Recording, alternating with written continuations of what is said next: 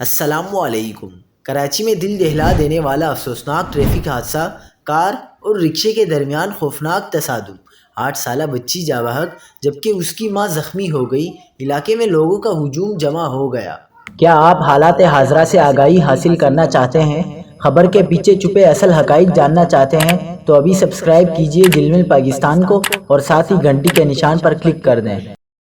آپ کو بتاتے چلیں کہ کراچی کے علاقے گلستان جوہر میں افسوسناک حادثہ پیش آیا ہے، جہاں تیز رفتاری کے باعث کار سامنے سے آنے والے رکشے سے ٹکرا گئی۔ رکشہ مکمل تباہ ہو گیا، جس کی وجہ سے 8 سالہ بچی موقع پر دم توڑ گئی، جس کی شناخت عائشہ کے نام سے ہوئی ہے۔ کار چلانے والی خاتون ڈرائیور نے رکشے کو کچل ڈالا۔ اطلاع ملنے پر پولیس موقع پر پہنچ گئی اور کار کی خاتون ڈرائیور کو حراست میں لے لیا۔